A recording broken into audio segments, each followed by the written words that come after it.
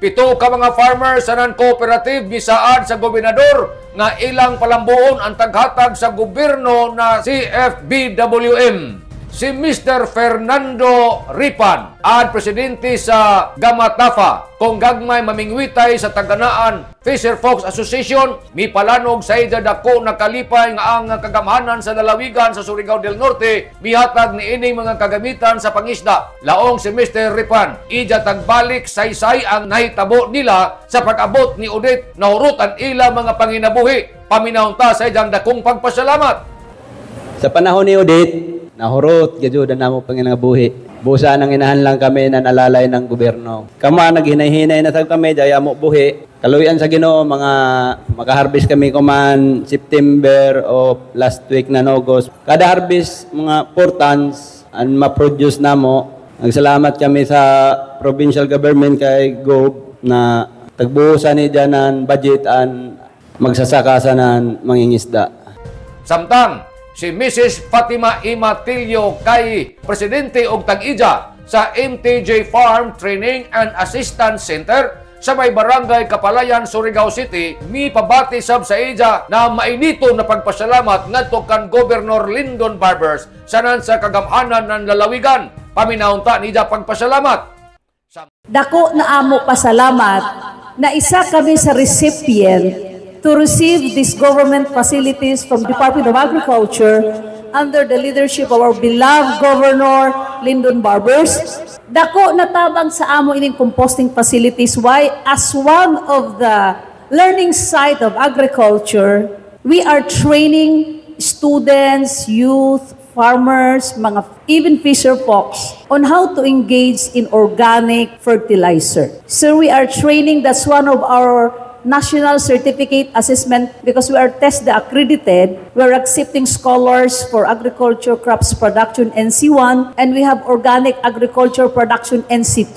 Katatapos ragani sa amo assessment gahapon sa the other day. Next week, assessment na sab namo ng agricultural crops production. Dako ini natabang sa amo as learning site para makaproduce kami ng mga organic fertilizer na isa dyaon sa certificate of qualification or certification ng TESDA na muhimo mo produce kami ng organic fertilizer.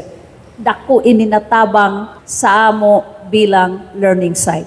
So more intervention to come. Thank you very much and more power. God bless you all. Samtang, si Miss Vanessa Alvarez, chairman sa Kaob Marine Association, dako sab ng ija na pagpasalamat ngadto kan Governor Barbers kay sukad masukad sa ilang nga kinabuhi, kuman pa yung taon sila, makatilaw ng karajawan sa ilang asosasyon, gikan sa probinsya. Paminaw ta, anija pagpasalamat.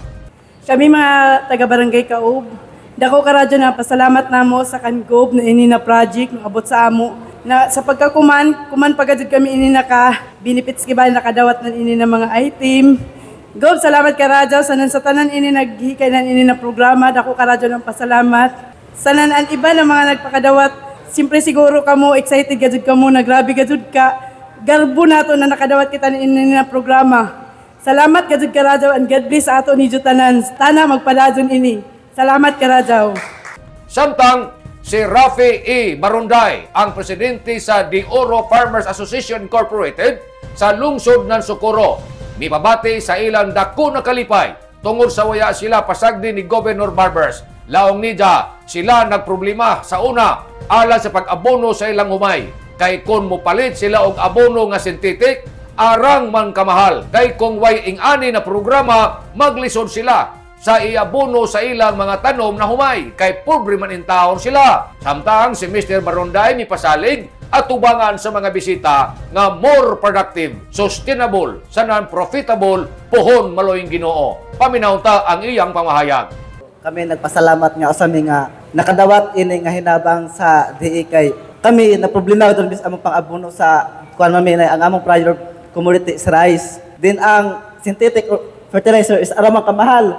Maglisod mami kay mami Panginoon namo manang usami nga mapasalamaton nga beneficiary mi ini nga programa kay kung waya kini maglisod mi sa umaabot kung asa mi iabono sa among mga tanom. Manikamot sa kami nga dili mapalya ang pagsalig sa gobyerno kanamo nga more productive pa, sustainable o profitable pohon-pohon. God bless. Nanukad, gikan dari sa Kapitolyo, ini si Directioners Marcon Vlogs, Mario Cunali Simulan, Mulaong, salamat, marajaw na adlaw, natong tanan.